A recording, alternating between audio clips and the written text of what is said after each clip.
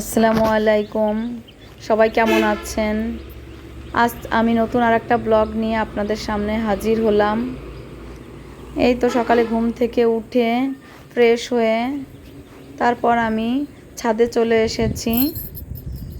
এখানে একটা সবজি গাছ হয়েছে, ধুন্দল গাছ। এটা আপনাদের আগেই দেখিয়েছি, আগের ব্লগেও। তাই ভাবলাম দেখি ধুন্দল বড় হয়েছে কিনা, তাহলে সবজির জন্য নিয়ে যাব। আমি একটা ধুন্দল পেয়েছি, দেখছিলাম আর আছে নাকি, বড় হয়েছে কিনা, কিন্তু আর বড় হয়নি।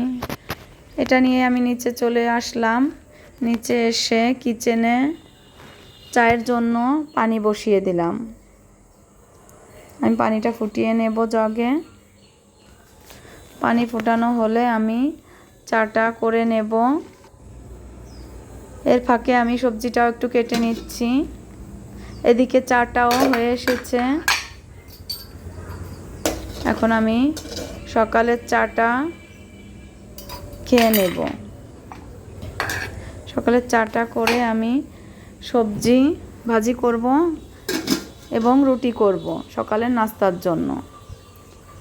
এই তো চাটা আমার রেডি হয়ে গিয়েছে। চাটা খেয়ে আমি সবজি ভাজিটা বসিয়ে দিয়েছি। ভাজির জন্য আমি সামান্য পেঁয়াজ মরিচ একটু তেলে ভেজে সবজিটা দিয়ে দেব। আর আমি কিছু রুটি বেলে নিয়েছি। সবজিটা হয়ে গেলে রুটিটা আমি সেঁকে নেব। এই তো রুটি সবজি তৈরি হয়ে গিয়েছে। আমরা নাস্তা করেছি সকালে। তারপর আমি দুপুরবেলায় একটু ম্যাঙ্গো জুস করেছি দুপুরের জন্য হালকা নাস্তা।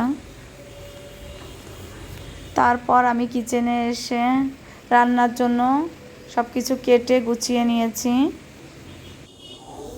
তারপর আমি রান্নাটা বসিয়ে দিলাম।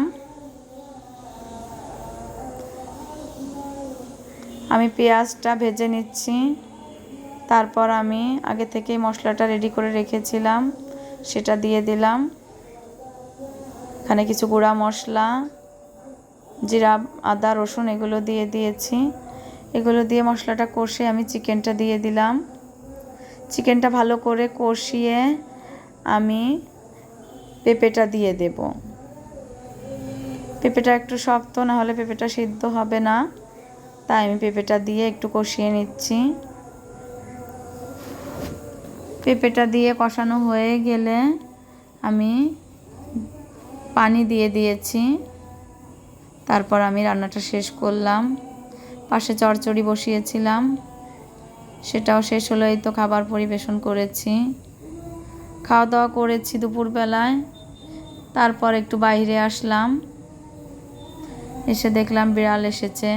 এটা আমাদের বাসায় থাকে, ও খেতে আসে।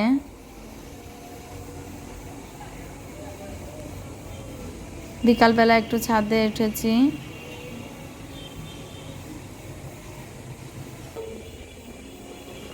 ছাদে এসে একটু হাঁটাহাঁটি করছিলাম। তারপর নিচে এসেছি, এসে সন্ধ্যার নাস্তার জন্য একটু পাস্তা বেক করে দিচ্ছি। এটা আমি আগে থেকেই তৈরি করে রেখেছিলাম। এই তো এভাবেই দিনটা শেষ হলো। সবাই ভালো থাকবেন। আসসালামু আলাইকুম।